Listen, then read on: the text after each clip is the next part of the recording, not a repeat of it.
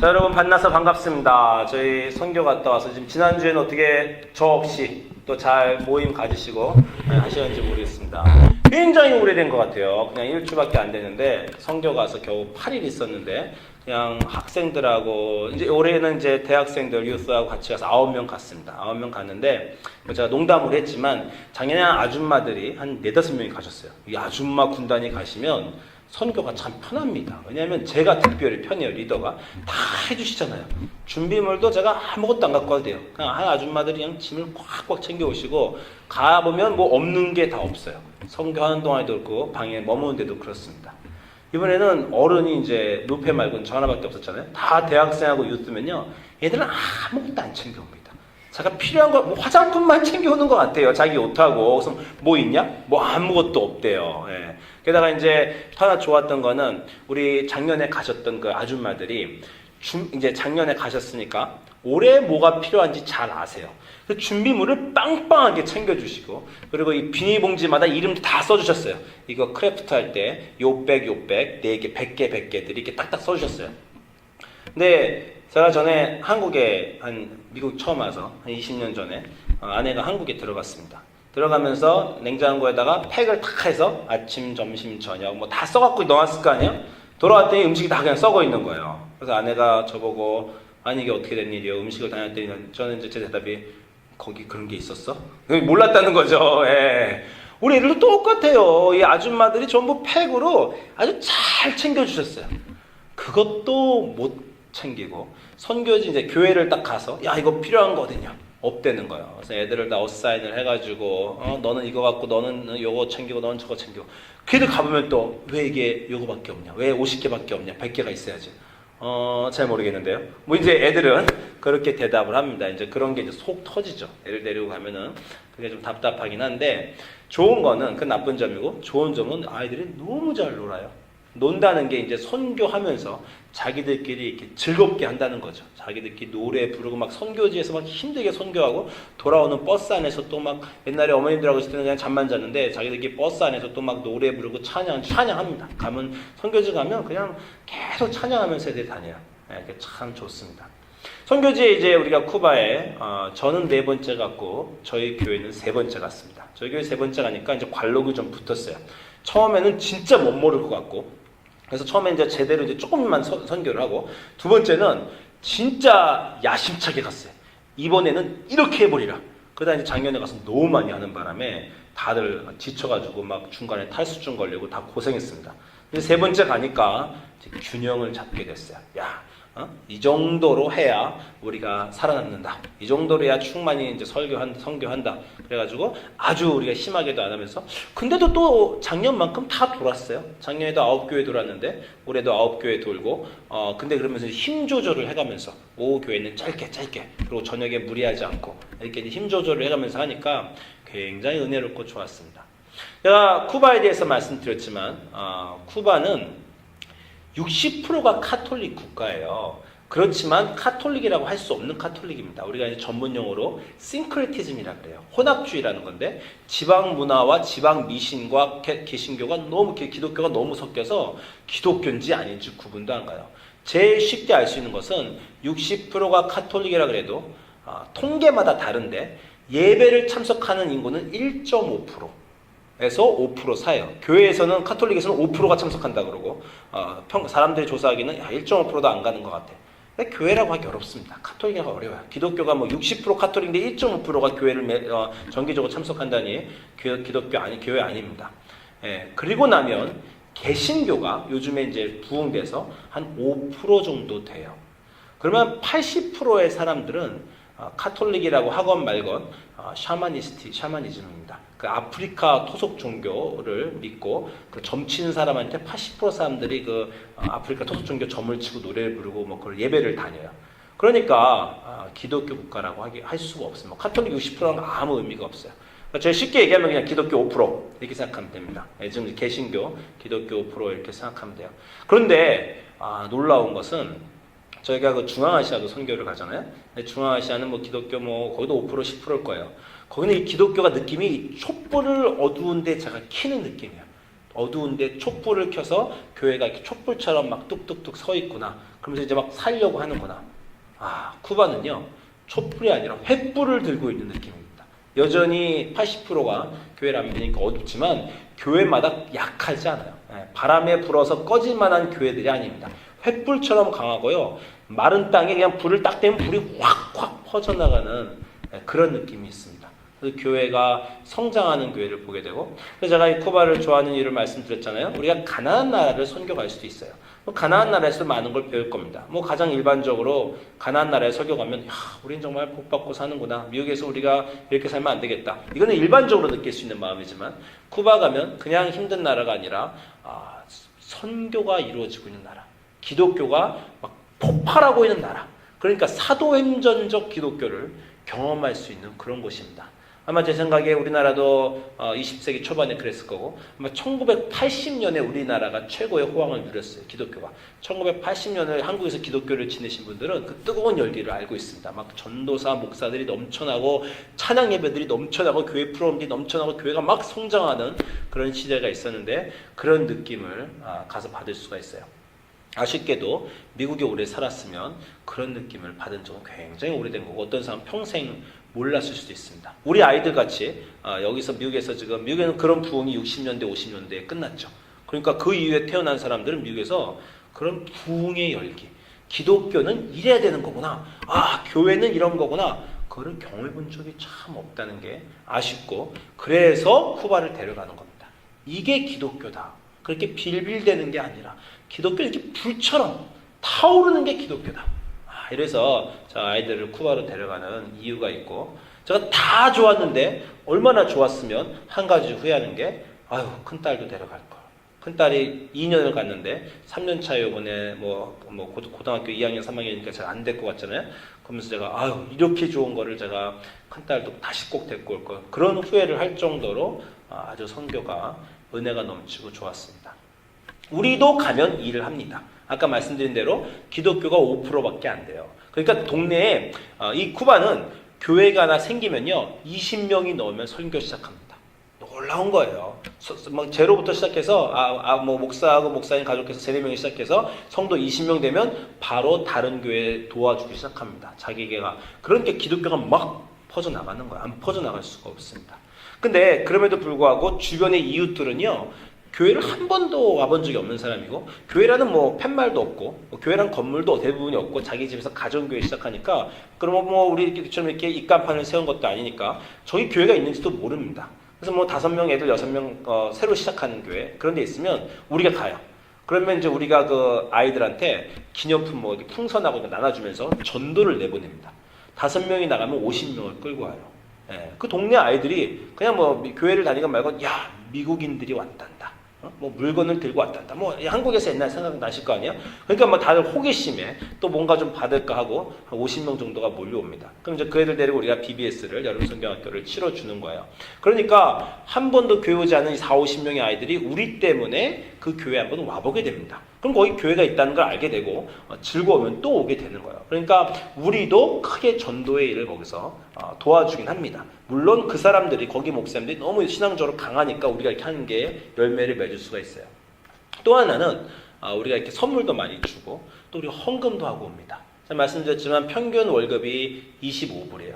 근데 저희가 기본적으로 50불, 100불 이상 거기다 헌금해 주고 와요. 그러니까 어떤 사람이 작은 교회 갖고 몇천 불 그렇게 헌금해 주고 간 거하고 똑같은 거예요. 미국에서 치면. 그러니까 저희가 재정적으로도 서포트를 합니다. 그 교회들을. 그리고 이렇게 전도적으로 서포트를 해요. 그래서 저희가 가는 게 참 그 교회들한테 의미가 있습니다.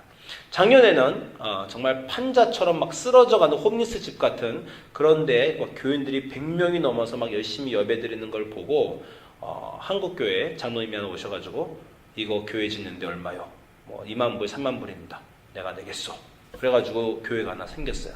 그리고 그 다음에 저희 교회가 갔는데, 교회가 한참 건축 중인데 화장실 지을 돈이 없다는 거예요. 그래서 저희가 즉석에서 작년에 3,000불 헌금해서 화장실 헌금하고 왔습니다. 그래서 올해 가서 그 화장실 봤어요. 다 지어진 건물, 넓다란 건물에서 화장실이 있는 거 참 감동 깊었습니다. 그리고 또 하나 이번에는 저희가 다 교인들이 헌금해 주신 거예요. 저희 교인들이 쿠바 교회를 위해 헌금합니다. 선교사님들을 헌금합니다. 이렇게 지정 헌금들을 주셔서 그 돈을 저희 교회도 이제 교회 선교 가기가 참 빠듯한 교회인데 저희도 참 자랑스러워요. 이 조그만 교회가 1년에 지금 선교를 2번 가지 않습니까? 선교를 간다는 건요 굉장한 에너지가 드는 일이에요. 그래서 지금 우리 2번씩 해내고 있고 또 없는 재정에 돈을 짜내서 선교에 우리가 지금 투자하고 있는 겁니다. 교인들도 특별 헌금하고 그리고 또 놀라운 거는 요번에 저희가 선교 간 동안 제가 새벽 기도를 우리 교인들이 몇 명이 모여서 매일 선교에 들었다고 했고 또 금식 기도를 뭐 여러분이 하셨지만 매튜가 아침 점심을 매일 했잖아요. 제가 매일 아침 점심을 거기서 먹으면서 매튜 생각을 했습니다. 지금 밥을 안 먹고 우리를 위해 기도하고 있는 그 사람, 매튜뿐만 아니죠. 모든 사람들이 다 사인업했죠. 그분들을 기억하며 우리가 여기서 시간을 헛되이 보낼 수 없다. 그래서 이제 아이들도 계속 제가 그 아이들한테 윈마인드 해주고 선교지에서 시간을 보냈습니다. 그리고 이제 특별 헌금들을 몇 분들이 해주셨어요. 그래서 가서 어느 교회 갔는데 거기는 이제 막 부흥하고 있는 교회인데 조그만 정말 이 방에 5분의 1도 안 돼요. 그 조그만 방에 애들이 몇십 명이 주일마다 모여서 주일학교를 하고 막 성수인데 너무 더운 거예요. 그 방이. 그래서 목사님이 여기다 에어컨 하나 놓는 게 소망이다. 저희가 600불 헌금하고 왔습니다. 그 자리에서 에어컨이 600불이에요. 그래서 제가 600불 헌금하고 왔어요. 설치 비용까지 하면 아마 800불, 1000불이었는데 그것까지 다 돌아오고 나니까 그것까지 다 할 걸. 이런 생각이 또 후회가 또 들더라고요. 근데 어쨌건 우리 교회가 여러분이 하신 헌금이니 그런 것들이 후원해서 여기서는 600불도 큰 돈이긴 하지만 그렇게 큰일 할 수 없지만 거기서는 그냥 몇십 명의 아이들이 주일학교에 매주 얼마나 그 교회 학교가 부흥될까 이런 기쁨이 있어요. 그래서 우리는 선교 가서 그런 일들을 해주고 물적으로 지원해주고 대신 영적인 지원을 받고 옵니다. 제가 아까 말씀드린 대로 교회가 부흥하는 그런 모습을 보면서 저희가 감동을 받고 교회를 아이들이 이 대학교 유스 아이들이 계속 고민해요. 우리는 돌아가서 어떻게 이 불길을 우리가 받은 불길을 미국에 전할 수 있을까? 특별히 선교를 지금 2년차, 3년차 갔다 온 아이들, 저를 비롯해서 더 고민합니다. 왜냐하면 재작년, 작년에 다들 감동이 깊었는데 여기만 오면 그 불씨가 꺼지는 거예요. 이걸 도대체 어떻게 해야 되는가 그런 고민이 있습니다. 이번에는 특별히 좋았어요. 저한테는 특별히 좋고 아이들도 이제 특별히 좋았다고 얘기했는데 작년에 재작년에 갔다 온 아이들조차도 올해는 굉장히 다르다. 굉장히 좋다.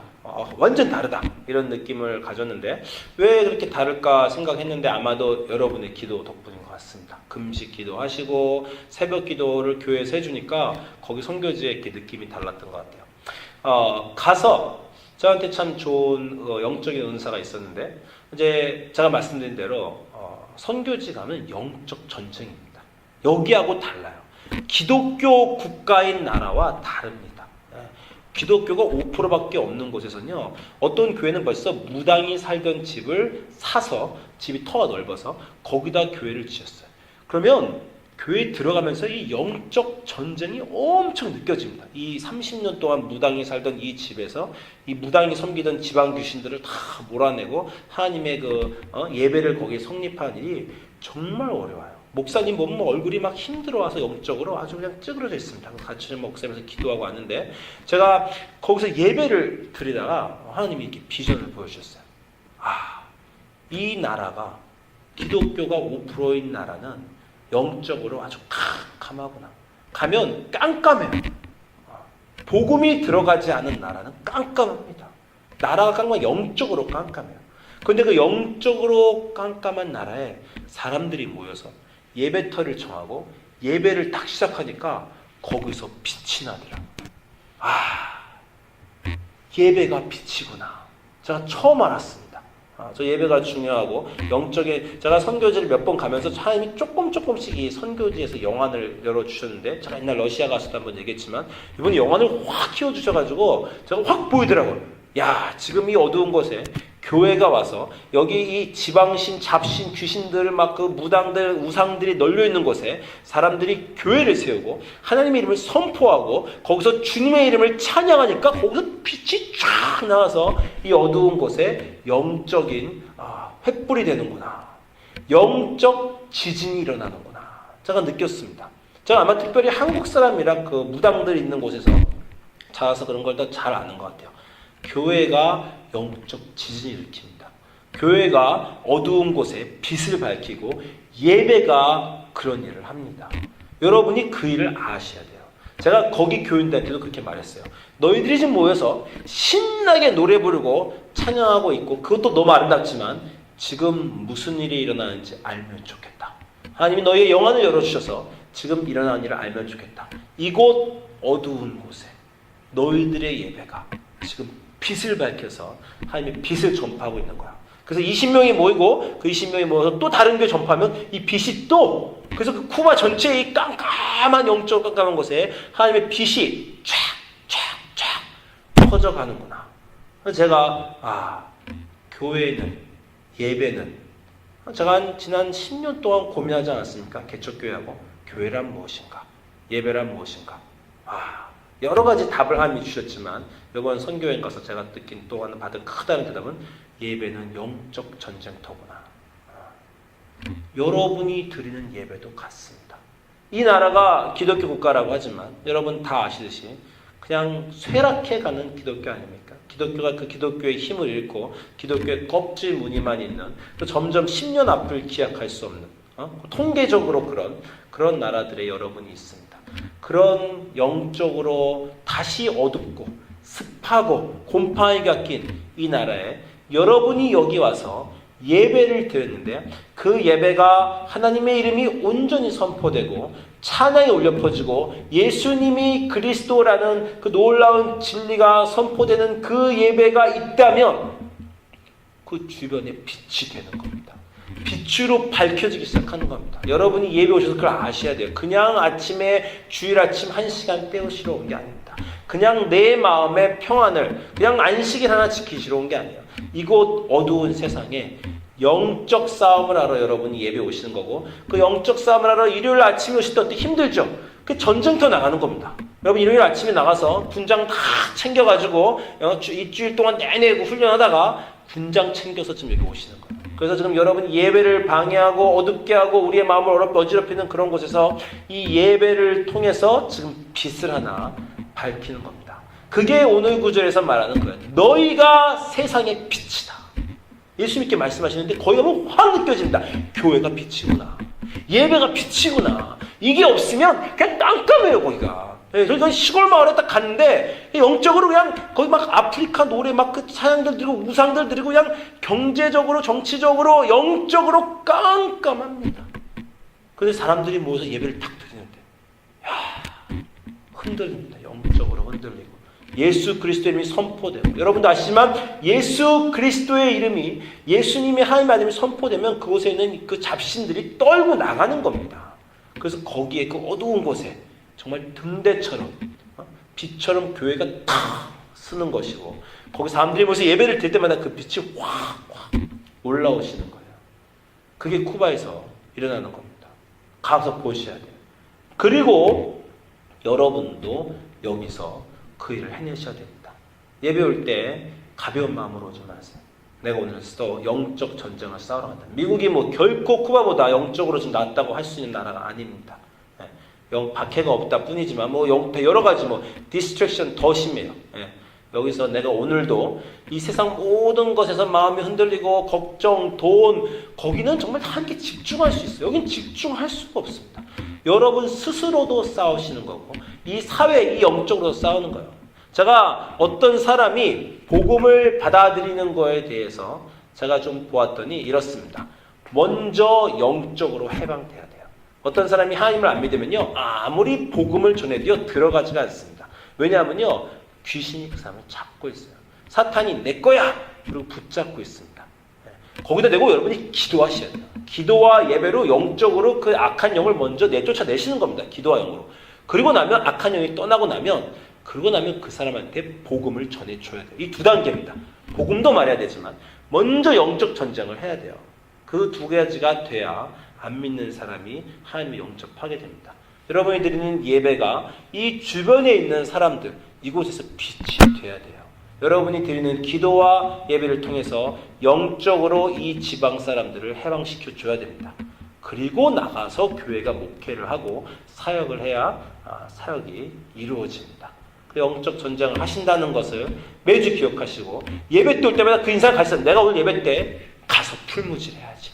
내가 오늘 예배 때 가서 그 빛을 확 일으켜야지. 우리의 예배가 여기서 빛이 되는 겁니다. 그 여러분이 기억하셨으면 좋겠어요. 제가 오늘 예배가 영적 전쟁이고 예배가 빛이다라는 걸 배우고 또 하나 이제 큰 일이 있었는데 가면 이제 저는 설교를 합니다. 저는 이제 BBS 하는 것보다 거기서 나라 그 교회들에 가서 설교를 해요. 이번에 설교를 3번인가 4번 제가 했는데, 근데 설교를 이번에 또 부탁을 했는데, 가서 제가 첫날 가고 두 번째 가니까 설교가 좀 하기 싫더라고요. 왜 하기 싫은가 했더니 이제 월요일, 화요일 날 가서 주일날 설교를 해야 되는데, 주일날까지 그 BBS를 다 정리해도 그렇지만 BBS 하는 중에 제 머릿속에는 설교를 해야 되니까 설교 준비를 계속 하는 거예요. 굉장히 스트레스입니다. 제가 한 1년 전부터 그런 느낌을 받았는데, 설교 하나 하는 게 애 낳는 것 같아요. 그렇게 힘들더라고요. 토요일 밤을 새야 되고 정말 끙끙대서 정말 애 낳는 거 하나 그렇게 해야 설교를 한다는 그런 느낌이 제가 들었어요. 그래서 제가 이번에도 BBS 때문에 힘든데 그걸 내가 또 어떻게 하랴, 그런 마음도 있고, 또 똑같은 교회 우리가 머무니까 벌써 2년째 제가 말씀을 전했고 나름대로 감동도 있었는데 또 그렇게 할 자신이 없기도 하고, 또 하나는 예배자는요, 설교를 그냥 하는 게 아니라 공동체에 맞춰서 합니다. 여러분한테 설교할 때 여러분에게 맞춰서 하는 거야.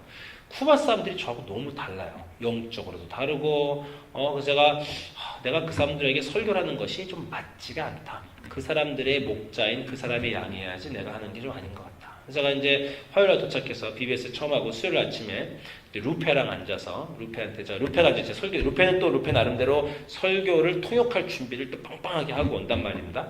그래서 수요일 아침에 제가 루페, 내가 설교 안 하려고 그런다. 이번 주는 그냥 이번 선교회는 그냥 BBS하고 나 선교 안 하겠다. 그래서 준비하라. 눈이 동그래지더니 설교 안 할 거냐는 거예요. 자기는 이제 통역하려고 준비하고 하는데 내가 이번에는 그냥 설교하지 말고 넘어가자. 내가 이따 오후에 선교사님하고 여기 지방 목사한테 설교 안 한다고 얘기하마. 이런 얘기를 아침에 밥 먹으면서 했습니다.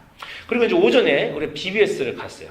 BBS 갔는데 아까 말씀드린 대로 물건을 다 챙겨오라고 그랬는데 루페가 또 자기에게 맡겨진 이 크래프트 공작하는 물건을 안 갖고 왔어요. 그래서 제가 이것도 없으면 안 되겠다. 루페 보고 가서 가지고 와라. 우리가 이제 크래프트도 하고 프로그램이 여러 개 있으니까 네가 가서 가지고 온 동안에 딴 프로그램을 먼저 돌리마. 근데 루페를 보냈어요. 갔다 오는 기간이 한 40분, 20분, 40분이면 되는 거니까 그래서 보냈어요. 1시간이 지나는데 이 여자가 안 오는 거예요. 그럼 이제 1시간 반쯤 되니까 준비해온 프로그램이 다 끝났습니다. 이제 루페가 와야 프로그램 할 수 있어요. 루페가 크래프트만 중요한 게 아니라 루페가 통역가입니다. 유일한 통역가예요. 거기서 우리가 설교도 해야 되고 어떤 스킵도 해야 되는데 루페가 나레이터예요. 루페가 없으면 아무 프로그램도 못 합니다. 그래서 이제 애들은 막 지금 원조 그 공작 크래프트 하나가 다 끝났어요. 끝났는데 애들 막 물건 다 끝났는데 이제 거기 담임 목사님하고 선교사님, 목사님 다음에 뭡니까? 그랬더니 루페가 안 왔습니다. 루페가 안 왔습니다. 좀 기다리셔야 돼요. 좀 때워주세요. 거기 주일학교 선생님들이 막 노래하고 막 한참 때웠어요. 그래서 노래 다 끝났어요. 아직도 안 됐습니까? 예, 아직도 안 됐습니다. 이게 2시간째 안 와요. 20분 되는 거리를. 속이 바싹바싹 타더라고요. 어떻게 됐냐 했더니 차가 섰어요. 쿠바에서는 비일비재한 일인데 차를 타고 가다가 하이웨이에서 그 차가 섰습니다. 그래서 차를 막 고쳤는데 안 고쳐지니까 결국 그쪽 교회 담임 목사님, 우리가 원래 묵는 교회 담임 목사님한테 가서 그분이 또 차를 또 세컨 차를 오다해서 왔다 갔다 이러면서 정말 2-3시간이 가버렸어요. 그동안 정말 마음이, 애들은 막 100명 넘게 있고 점점점 이 프로그램이 막 혼란 속에 이제 빠집니다. 프로그램 돌릴 게 없으니까 막 애들은 막 좀 뛰어다니고 있어요. 주일학교 선생님, 담임 목사, 선교사 전부 저를 보면서 아주 난색을 표하는데 우리 선교팀하고 저도 아주 난색을 표했습니다. 답답하더라고요.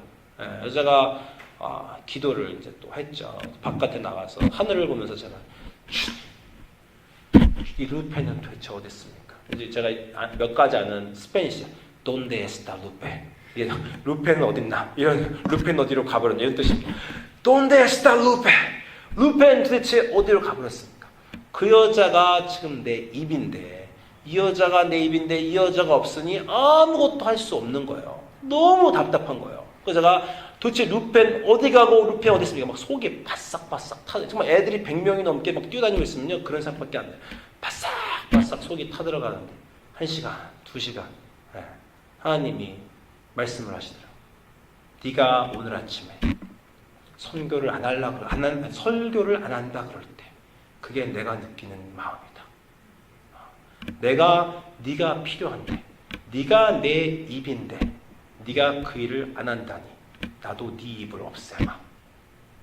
저한테 이렇게 얘기를 하시는 거예요. 루페가 제 입입니다. 제가 루페가 있어야 말을 해요. 그잖아요. 우리가 하나님의 입입니다. 하나님이 이 세상 일을 다 바꾸실 수 있고 혼자 다 하실 수 있는데 성경을 보시면 아시지만 하나님의 사람들이 있어야 일을 하십니다. 선지자라는 뜻은요 하나님의 입이라는 뜻이에요. 원래 히브리어로 하나님이 말하면 선지자가 그 입을 받고 그걸 백성들한테 말해주는 겁니다. 루페는 제가 영어로 하는 말을 알아듣고 스페니쉬를 해주는 사람이에요. 우리는 하나님이 영적으로 우리에게 마음의 말씀을 하시면 그 말을 듣고 그 말을 세상 속에 하는 사람입니다. Donde está Justin? 이게 나오는 겁니다. 너는 어디가 있냐? 내가 네 입이 필요한데 네가 안 한다고 하니 내 마음이 지금 그렇다. 라고 하나님이 저기 말씀하시더라고요. 여러분 오늘 성경 구절 너무 중요한데 뭐라 그러냐니까 너희는 세상의 빛이다. 이렇게 말씀하십니다. 여러분 요한복음 1장 보면 그는 예수님은 세상의 빛이다. 이렇게 얘기해요. 그런데 마태복음에서 예수님은 그 제자들에게 너희가 빛이다. 내가 빛이 아니고 너희가 빛이다.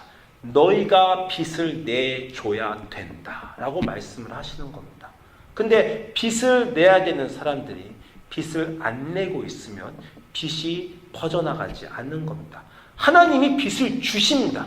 빛을 주시고 그 빛을 여러분 마음속에 주시면 그 빛을 내는 건 세상으로 우리가 해야 되는 거예요. 그 기독교인이 하는 일입니다. 그 어두운 그 영적으로 나라에 기독교인이 그 정말 뚫고 들어가서 정말 그 목사 가정 몇 명과 교인들이 깜깜한 데서 자기 집을 열고 그냥 아무도 몰라주는 데서 예배를 시작하고 하나님을 찬양하니까 정말 빛이 확 나서 거기 영적으로 그 악한 그 영들이 다 물러나는 것처럼 여기서도 하나님이 빛을 주시는 겁니다.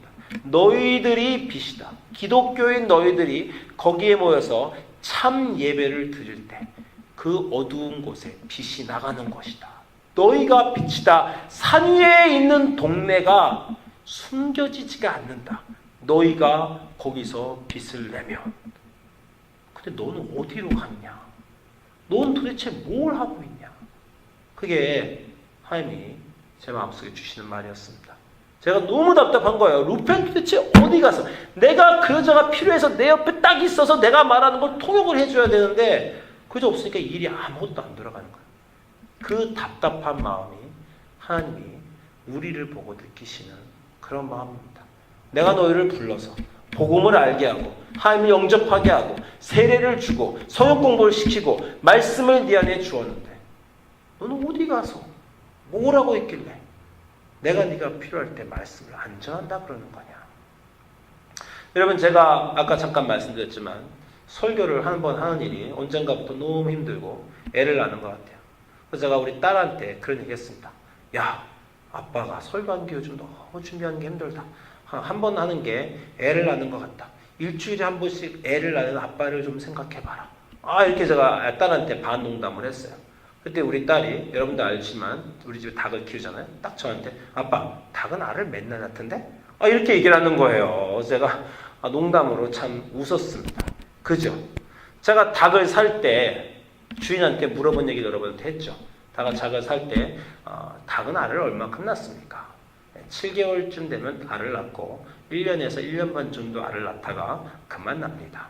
그래서 주인한테 그러면 2년 있다가 닭이 달걀을 그만 나면 어떻게 됩니까? 그러니까 미국인 주인이 치킨 숲 딱 이러는 거예요. 닭이 알을 그만 나면 그냥 잡아먹어야지. 자, 쿠바 사람한테 얘기했더니 다 똑같은 얘기를 하는 거예요. 정말 닭도 닭을 다 키우거든요. 여러분 닭이 알을 그만 나면 뭐 하면 됩니까? 치킨 숲 다 그러는 겁니다. 닭은 알을 낳아야 돼요. 알이 힘들어도 알을 낳아야 됩니다. 그 알을 안 낳으면 그 닭은 그냥 먹는 거예요. 오늘 또 그 말씀에서 뭐라고 하십니까? 너희는 세상의 빛이고 상에 있는 동네가 숨길 수가 없다. 너희는 세상의 소금인데 소금이 그 맛을 잃으면 뭘로 짜게 하겠냐? 닭이 알을 안 낳으면 뭐에 쓰겠냐? 기독교인이 말씀을 안 전하면 그걸 갖다 뭐에 쓰겠냐? 너희가 빛을 안 내면 뭐에 쓰겠냐? 다만 버려 밟힐 뿐이라. 말씀하시는 겁니다. 하나님이 우리에게 소명을 주셨어요. 이건 영광입니다. 우리에게 짐을 주신 게 아니에요.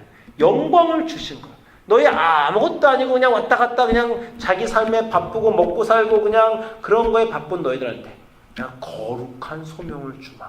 먹고 사는 일이 아니라 영적 전쟁의 용사로 만들어주마. 너를 빛으로 만들어주마. 너를 통해서 네가 드리는 예배를 통해서 이곳 어두운 세상에 빛이 되게 놀라운 존재로 너를 만들어주마 하고 우리 기독교인을 선택하셔서 소명 주시고 명예를 주시고 거룩하게 해주셨습니다. 여러분이 그런 분이라는 걸 아셔야 돼요. 여러분이 드리는 예배가 그렇다는 걸 아셔야 돼요. 그걸 하지 않으면 쓸데가 없다는 겁니다. 다시 말씀드립니다. 세상은 영적 전쟁터입니다. 하나님의 이름이 선포되는 곳으로 계속해서 펼쳐나가야 돼요. 2000년 동안 기독교는 그랬습니다. 2000년 동안 기독교는 계속해서 어둠을 모려면서 전진해 나가고 지금도 세상의 대부분이 어둠이에요. 기독교 인구 30%? 그 중에서 뭐 다 빼고 나면 뭐 5% 될지 10% 될지도 모르는 전 세계가 그래요. 그곳에 어두움에 나가서 그 어두운 곳에 가서 너희가 빛이 되라. 거룩하게 되라. 훌륭하고 멋있게 되라. 그런 위대한 소명을 주셔서 우리가 교회로 모인 겁니다. 그래서 우리가 매주 예배드리는 겁니다. 그래서 우리가 힘 모아 선교 나가는 겁니다. 여러분이 빛이라는 것. 너희가 빛이다. 라는 예수의 말을 마음속에 품고 빛으로 사시고 와서 빛으로 예배 드리시는 우리 뉴크리에이션 성도님 되시기를 주님의 이름으로 소망합니다. 기도하겠습니다.